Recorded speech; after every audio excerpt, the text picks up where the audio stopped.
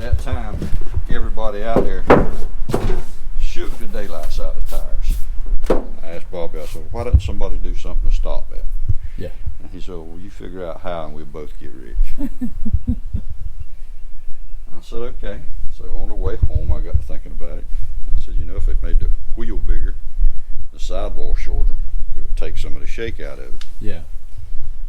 So I called it myself. I believe that would work. We just made a bigger wheel, shorten up the sidewall. So one thing led to another, and we talked about it. I called the folks at, who was that? Hoosier. I called them, asked them if they'd be interested in building a tire like that. They said, well, we have built some private label stuff in the past.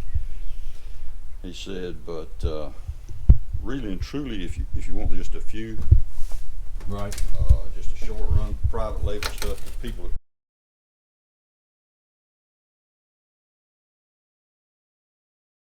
call would be Denman. And he was kind enough to give me Denman's number. So we called him and got in touch with an engineer that worked for Denman named Tom Lorden. Mr. Tom's a great guy.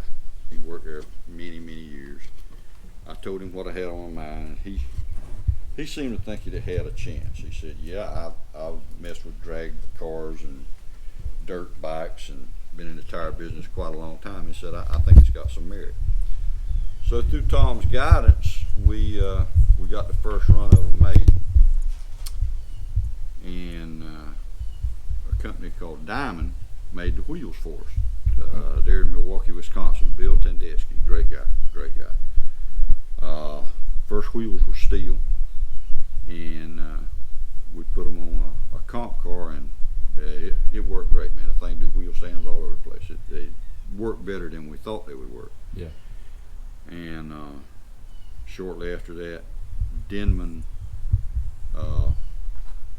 no longer wanted to build them for us, because at that time they were doing some private label stuff for Firestone, and they said that they were working on a top fuel tire for Firestone. It'd be a conflict of interest, and they did a lot more business than we ever would, so we were out. Yeah.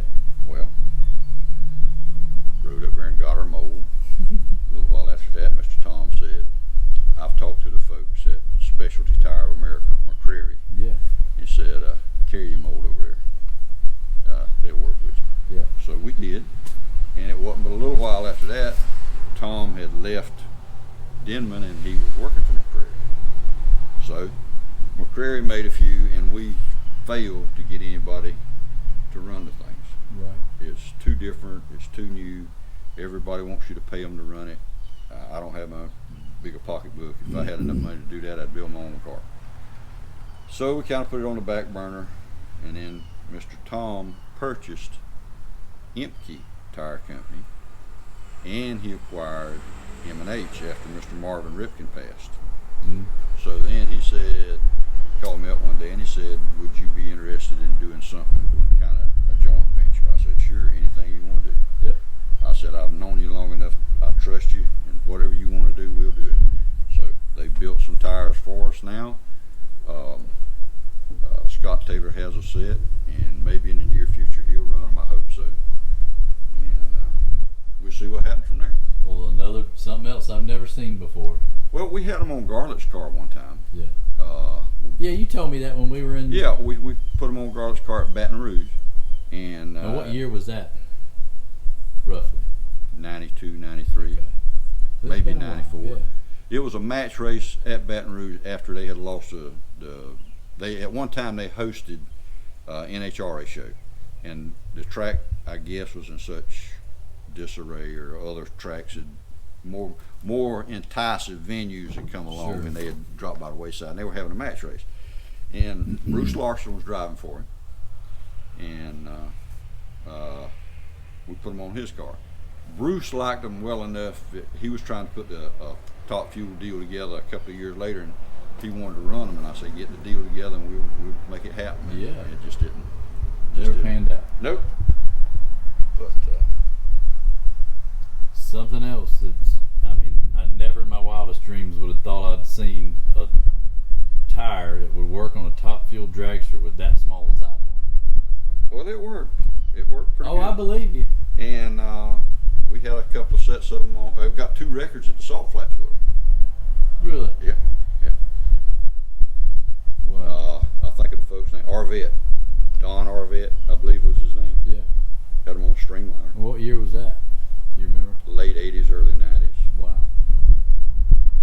So One of this is the a things project that you worked on for a long time ago. Yeah. When they put them on the Salt Flats, the sanction body out there made them cut the corners off of it. It had to be rounded, so if the car got askew, it wouldn't dig the salt out. Yeah. So, Yeah. Wow. mhm. Really cool. Now, how many sets have you had made? Oh goodness, several. I mean, the first run we had 6 sets made, and then they made another 6. Then Denman kind of quit with us. Then McCrary made probably 15 or 20 sets, and now M&H has made. Well, McCrary still makes them. I think it's Specialty Tire in Tennessee. I think they got a plant there. I believe that's where the last ones were made. Yeah. But I think I've got 6 sets of those. Okay. But getting the tires is not a problem if somebody's willing to run them and put forth the effort. What about the wheels or the rims then? We got some of them in the building here, and Diamond still has all the tooling, so it would be no problem to get them built. And the trend that the industry's going in is the trend we started in '94. Right. Everything's getting to be a bigger wheel. Yeah. So I'm sure other companies would be willing to build them now, but see, I got 1, 2, I got three sets, 3 sets still in the box and 1 set out of the box over there. Wow. And they are big. Yeah, the ones on the left here were the ones we submitted to standard testing laboratories to go through the spin test that they had to go through, and it's the first wheel that's ever been submitted to pass all 3 tests without failing.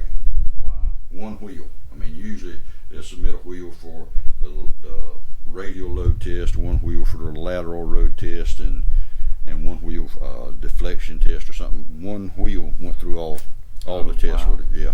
Wow. Well, it's a little heavier than what it has to be, but Right. we wanted to make sure it would Work. pass the SFI sanction standard. It does.